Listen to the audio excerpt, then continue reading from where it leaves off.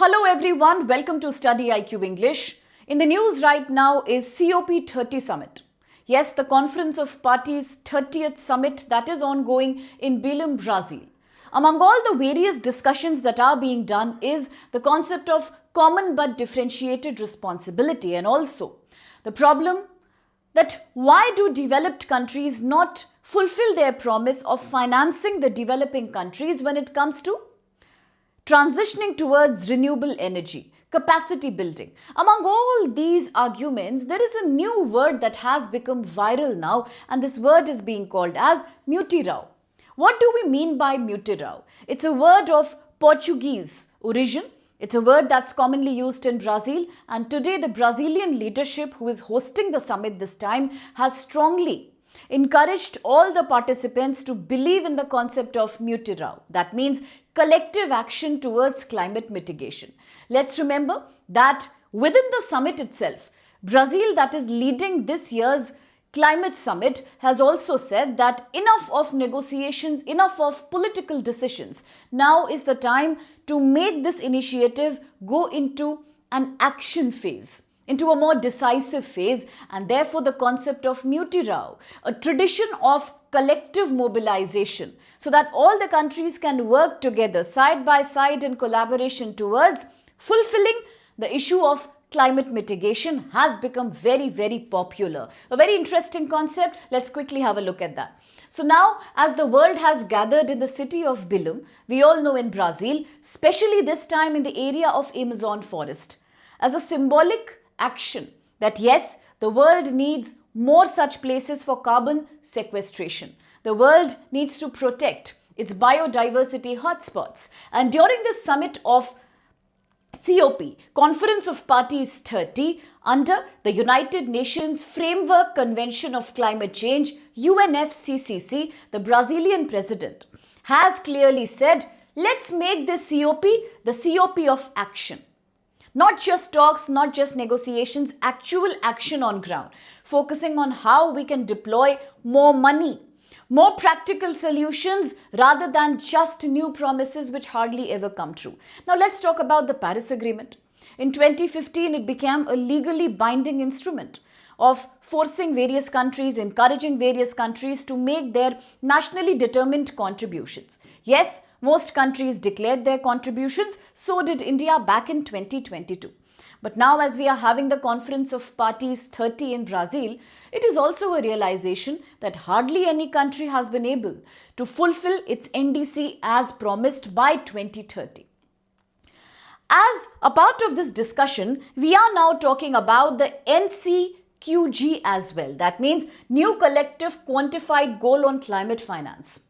Yes, it is a promise made under Paris Agreement 2015 that developed industrialized countries will provide at least $100 billion annually to the developing countries for them to build capacity towards transitioning towards renewable energy and green energy. That promise was never fulfilled. Today at COP30, there is a new agenda. Countries say that $100 billion is not enough. The reality is by 2035, we need about $1.3 trillion. That should be the commitment from developed to developing countries, and that's the new demand right now. If you want to mitigate climate change, if you want to work towards a renewable energy-based society, the developed countries have to provide certain climate finance, and it has to be fulfilled as well. And then we are talking about CBDR. India was one country which clearly said at the conference that yes, let's not change the architecture of the COP. And the architecture is based on CBDR, common but differentiated responsibilities. That mean, although all the countries have a commitment, they have a responsibility of controlling their carbon emission, greenhouse gas emission, but their responsibilities individually are very different. Different because each of these countries have had a different level of historical contribution into climate change, and each of these countries today have a different financial capacity when it comes to shifting towards clean energy. So therefore, the responsibility is common, but the commitments have to be differentiated. And these are the certain ideals that we are looking into as we talk about the COP30 summit. But the main word that has become viral right now. Among most of the countries, the young people who are protesting and they are demanding for more climate justice, green justice, is the word MUTIRAO. A very interesting word. It's a Portuguese word. It's an indigenous Brazilian word. That means collective effort or community labor towards achieving a common goal. It has gained momentum right now in the context of the climate summit in Brazil, and the Brazilian president himself has said that let's adopt the word MUTIRAO, let's adopt this ideology as the future ideology for global climate mobilization. Each and every individual has a role to play. Each and every country and community have a role to play. Something similar was highlighted by International Court of Justice about August 2025 when the body said clearly that climate mitigation has to be a joint responsibility and developed countries cannot turn their back on that.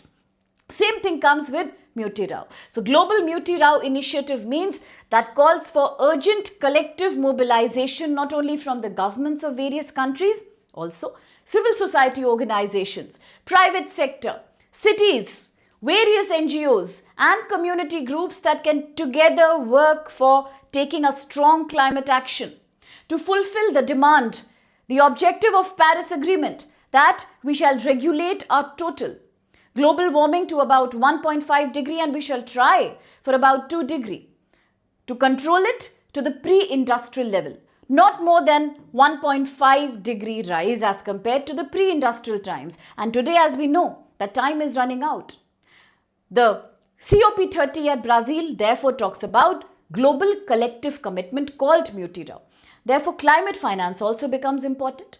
The new idea right now is the Bilim roadmap, the Baku to Bilim roadmap. The aim is that we should mobilize significant climate funds in order for the developing countries to quickly make a strong action towards mitigation, reduction of carbon emission and to achieve their nationally determined contribution.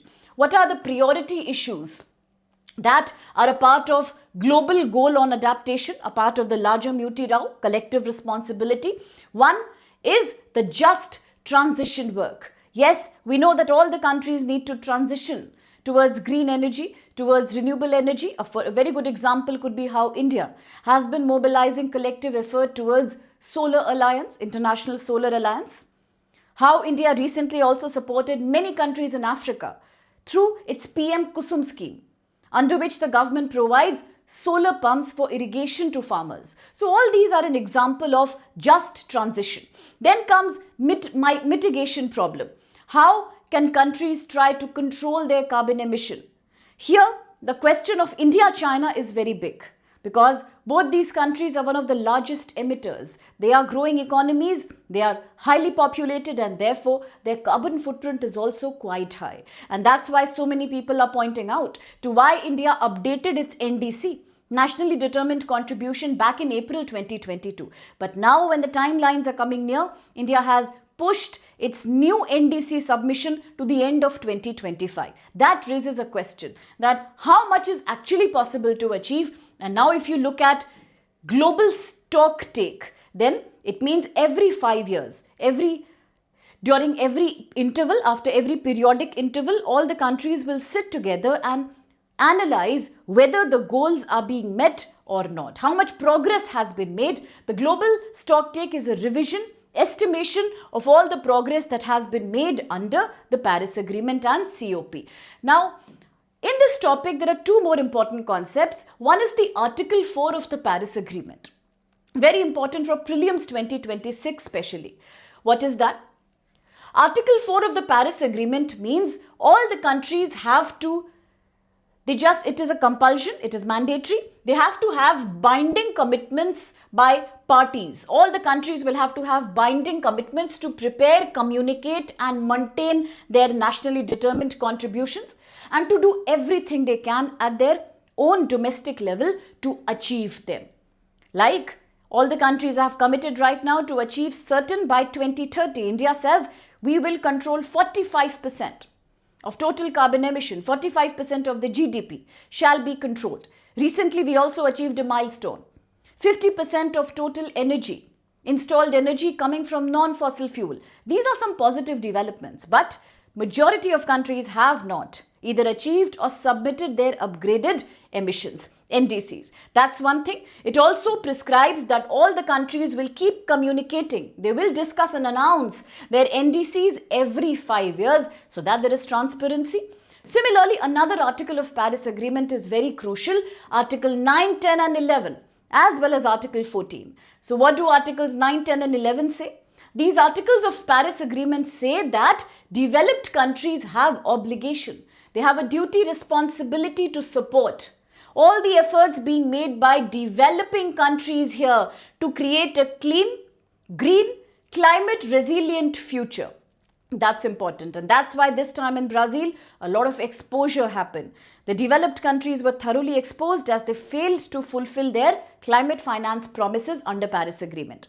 Then Article 40, very important because this talks about the global stocktake. Do remember, for the prelims, Article 14 of Paris Agreement, global stocktake. What does it say? Stocktake means that an initiative that began in 2023. That's when we started the concept of global stocktake. What does it mean? That every 5 years, the countries will now have to assess, monitor, revise, analyze their collective progress towards achieving the purpose of Paris Agreement and how to facilitate its implementation. So do remember all these points, whether it's the word MUTIRAO, whether it's all these articles. And now quickly, talking about a big controversy. Why are so many countries getting delayed in submitting their NDCs? For example, as I told you, India submitted NDC between April to August 2022. We submitted that, but that was the last time we submitted. Now, due to uncertain financial commitments, even India has postponed its NDC contribution submission for 2035 to the end of this year. So by the end of the year, that's December end only, we will be able to submit now. And that is creating a controversy, that how come so many countries are on a delayed path of declaring openly their NDCs. That's the issue, because ultimately we have an obligation. As per Article 4.2 of Paris Agreement, India also needs to submit its NDC every 5 years, because today people are saying India as well as China are the largest G20 countries who have a huge emission. So with that in mind, it's high time that we do update our NDC, and ultimately the COP30, by introducing the word MUTIRAO, is just asking for collective action towards the problem. One quick practice question here. Consider the following statements regarding global climate action and COP30. 1. COP30 will be held in Brazil, and it aims to focus mainly on climate change mitigation through collective global action. 2. The Paris Agreement 2015 replaced the principle of common but differentiated responsibilities totally, making climate mitigation voluntary for all the countries. That means it's not binding. And 3, developed countries still have higher per capita emission than major developing countries like India and China. And 4, UNEP Emissions Gap Report 2024 says that current climate commitments may lead to a global temperature rise that is exceeding, that's much more than the promise we made under Paris Agreement. Which of these statements here are valid? Do let me know your answer by reading the options properly. And if you have any other perspective on MUTIRAO, if you can remember any good word like Ubuntu. Ubuntu is a beautiful concept from Africa. What does it mean, and how can you use that in your essay writing? How can you use that in GS paper 3, income inequality, GS paper 2, vulnerable communities? Think about it and share your perspectives. A quick reminder for those who are preparing for UPSC 2027. Well, the time has begun to really have a systematic timetable, to follow it, to revise on time, to clear all your topics, cover all your topics, static as well as news, and to start gearing up for CSAT. Technical things like essay and answer writing. Here's the answer. We introduce at a price of 12,999 only. That's a throwaway price. We agree, because the course is valid for more than 12 months, 12 to 15 months duration. We offer at this price all GS courses, CSAT, Prelims, basic grooming for interview, one-on-one mentorship, concept clarity, MCQ, PYQ, Essay writing, answer writing plus one optional that you choose at a heavily discounted price. Only 12,999. Yes, I repeat, 12,999. And how can you enroll for the course? Use code SPLIVE because admissions to the batch, this November batch, are closing 25th November. This is the November evening batch. An excellent opportunity for working aspirants. If you want any other time period in which you would like to take your batch, then fill up a form that's here in the description box and we will get back to you. Please spread the word around to those who are preparing for 2028, and if you are one of those, then this is equally exciting. 31,999 only for all GS, more than 15 months. More than 15 months of one-on-one mentorship, teaching by the best of faculties, classroom, notes, revision, MCQ, PYQ, all GS, answer writing, one optional heavily discounted, and prelims all covered until the date of your prelims. Even after that, we are with you. If you enroll this course, 31,999 only.